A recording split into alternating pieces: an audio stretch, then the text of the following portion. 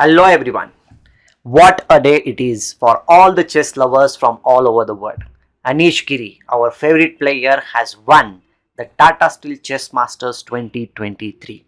The Wimbledon of chess has been won by our people's favorite Anish Giri, guys.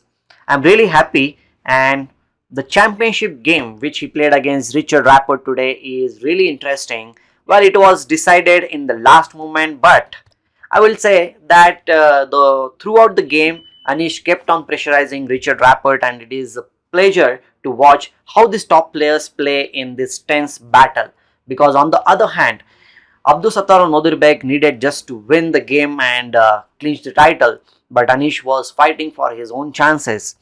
And in the other game, Abdusattor managed to just draw the game, and Anish seized his opportunity to win the championship title. Well, in this game, we will be going forward to watch this interesting battle. So stay tuned with me till the end and enjoy the game. Anish Giri was white in this game. Richard Rapport is black. They started with e4.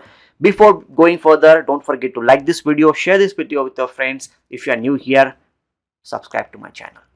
Okay, c5, Sicilian opening, knight f3, d6. Sicilian is always considered as one of the fighting weapons when you are playing from black side.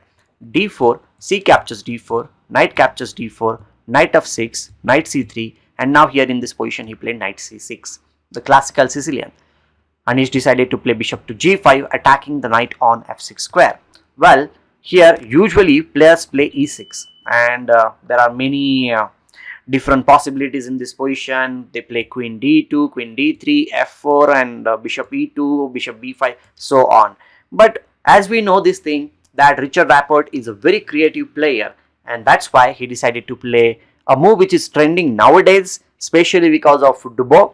You can check this move, that is g6. You can check the games of Daniel Dubois, who has played this opening in many of his blitz game and rapid games against top players, even against Magnus Carlsen.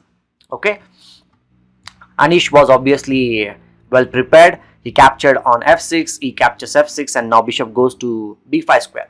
Well, by playing like this, the pawn on d6 is slightly weakened. This pawn structure is also a little bit damaged. But what did black gain in this case? Well, what black is going to get is two bishops. His whole hope for getting the fighting position is going to revolve around the two bishops. Okay, so here he played bishop to d7, and he doesn't want to exchange the bishop, so he plays bishop to c4. Okay, fine, bishop g7, and now he captures on c6, bishop captures c6, castles. Well, in this kind of position, strategically speaking, pawn structure from black side will always be bad. Black will be relying on tactical possibilities which will be happening in the latter stage of the game.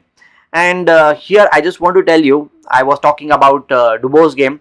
Peter Swedler and Dubois played a very interesting game in this line, which started with knight d5 and rook c8, c3, b5, bishop b3, rook to e8, and queen d3. So the ideas related to queen d3 and knight d5 are very common in this variation, or you can say in this opening.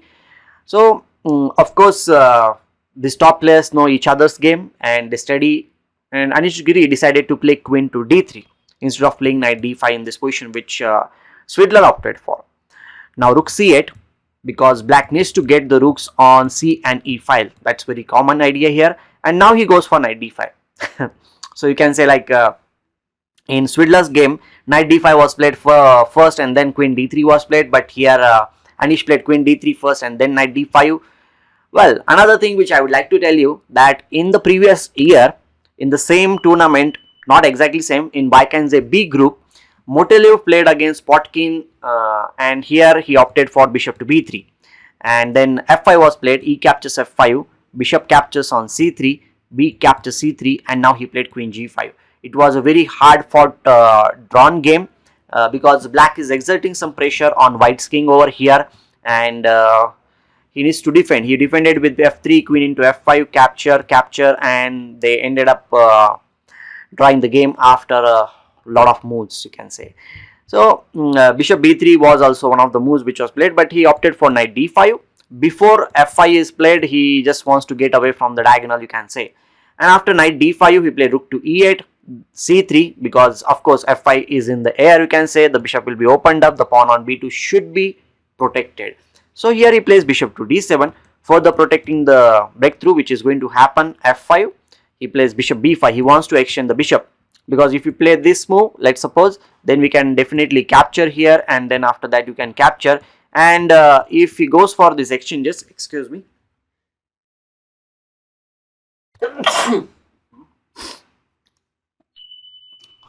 if black goes for this kind of exchanges, the knight on d5 is very well placed, and black should be in slightly worse position. Oh my god, I'm sneezing a lot, excuse me guys. Okay, so in the game bishop b5 was played, and he came back to c6 square. Anish played bishop to c4, bishop d7, and now of course you can play bishop b5 and repeat the moves, but Anish was in the fighting mode. He wanted to win the game, so he played rook f e1, f5 came on the board, and now he played a silent move, that is bishop b3, going away from all kind of threats on the bishop on c4. F captures e4, rook captures e4, and now bishop f5. The rook is pinned, but no problem, we can capture the rook on e8 with a check. Queen captures e8, and now he played queen d2.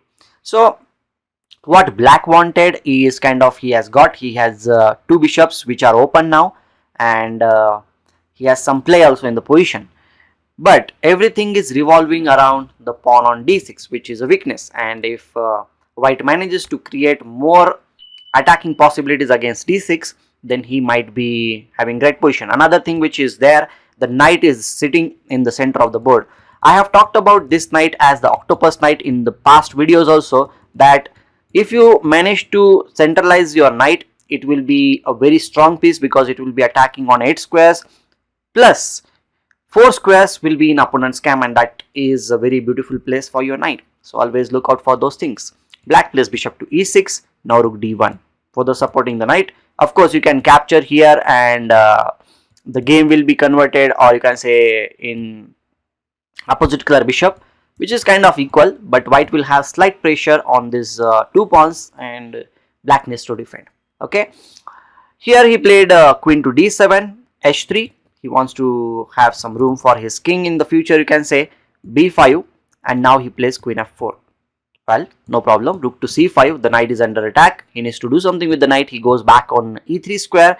Again, Anish is hoping that maybe this will be captured, and he will be having very strong control on the d5 square, and the pawn on d6 will be slightly weakened. He's playing with that hope, but Richard Rapport decided to play bishop e5, attacking the queen here on f4 square. Queen e4 was played. He plays king g7, and now after king g7, I think Anish got some play. This was the position where Richard Rapport was playing with the fire, you can say, because now Anish played f4, attacking the bishop. Bishop moved back, and now he again pushed his pawn on the king side. He is opening up his king, but simultaneously he is creating his own chances against black king, and this is what you need in the game. This is what you need when you are playing for a win. You need to create your own chances. Okay, so h6 was played by Richard Rapport here. Bishop to d5, bishop came back here, he captured, and now this is a very good position for the knight. The bishop is not doing that great job, I will say. Rook c4, attacking the queen. Queen moved to f3 square, because he wants to play f5 and try to open up the king's position here. Queen e6, and now he plays f5. Finally got what he needed. G captures f5, and instead of capturing the pawn here, he played a very nice move, knight f4. Now several threats are going to happen against black's king, because the g6 pawn is not there. The h5 square is vacated. He plays queen e5, knight h5 check, and in this position the blunder happened. You can pause the video and think, what should black play? Because there is one move which is a big mistake which was played in the game. I hope you will not play that move. Well, any move, if you play like king g8, king f8, king h7, king h8 is fine in this case. Let's suppose you play king g8, and now, well, actually you cannot capture with the queen. Okay, if you capture this thing after bishop e5, the knight is kind of trapped. Knight on the rim, you know this thing, and when there is 2 squares difference between the bishop and the knight, and one of the piece is in the corner of the board, or in the last file or the rank, you can say, on the board or edge of the board, then that piece will be restricted by the other piece. So you need to remember this thing. It can be like this also. The bishop can be here on h5 and the knight can be there on e5.